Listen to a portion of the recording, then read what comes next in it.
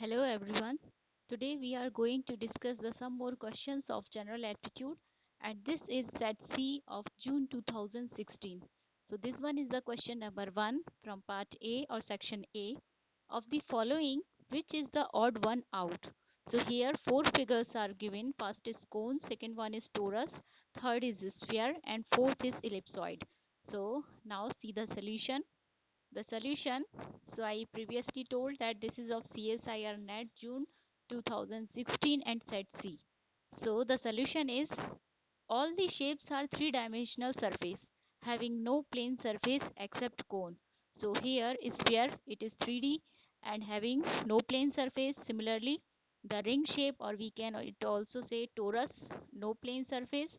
And the third one is cone with one plane surface, and the base is the and which is shown by the shaded part. So it having one plane surfaces.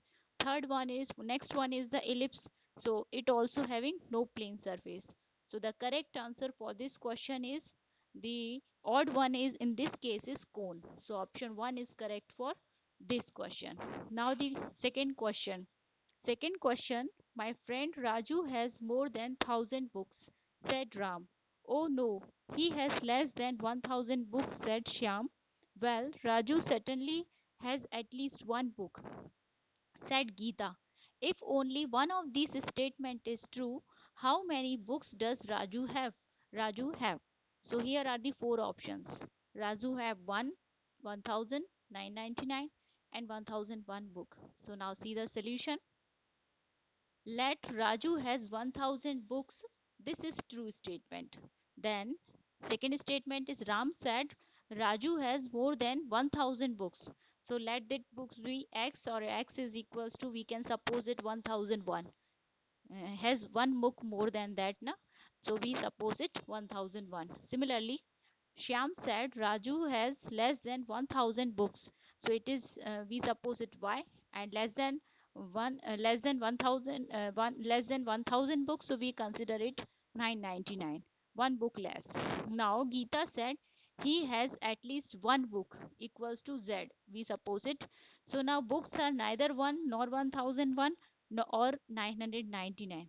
There are exact 1000 books. So all these statements are getting fit if we consider 1000 books. So Raju have 1000 books. This is given in option number 2, and this is correct for this question. Now the third question is, it takes 5 days for a steamboat to travel from A to B along a river. It takes 7 days to return from B to A. How many days will it take for a raft to drift from A to B? All speeds stay constant. So here first option is 13, second is 35, third is 6 and fourth is 12. So let's see the solution.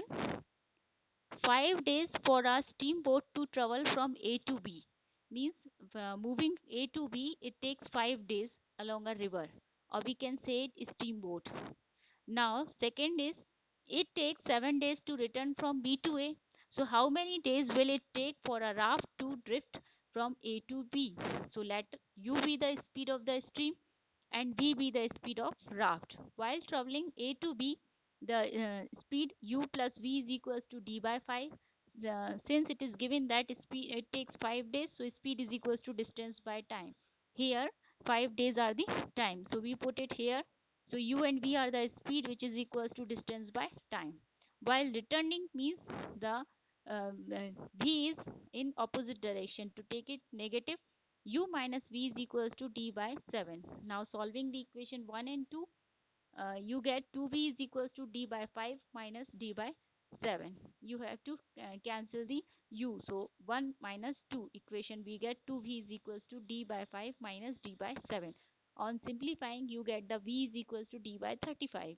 Here v is the speed, so time taken by the raft, time is equals to distance by speed, so velocity of the raft is equals to d by v, means here the time is equals to 35 days, which is given in option number 2. So this one is the correct answer for this question. Now the last question is, or question number 8 of this video, which of the following best approximate sine 0.5 degree? So it is given in 0.5 is a degree, and four options are given that what is the value of sine 0.5 degree approximate. So see the solution. Best approximation sine 0.5 degree, go through the option. So here 0.5 into pi by 180 given in option number 3. Here you have to remember the values of the sine at different angles. Suppose 30, 45, 60, which you have learned in class 10th. So from that you know that sine 1 degree is equals to what.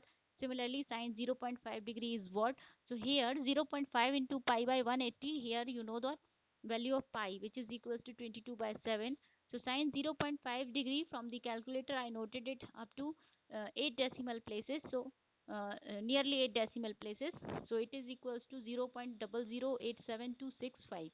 Here on simplifying pi 22 by 7 and 180 on dividing we get 0.170, and on multiplying 0.5 we get 0.0087301, which is approximately equals to sine 0.5 degree. So this is given in option number 3 and we have just taken this option for the solution. So option 3 is correct for this question. So this is all about the present video.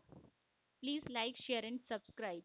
And I one thing I have to mention here, that I also give the link for the description box. So you just see the description link and see the PDF of the solution.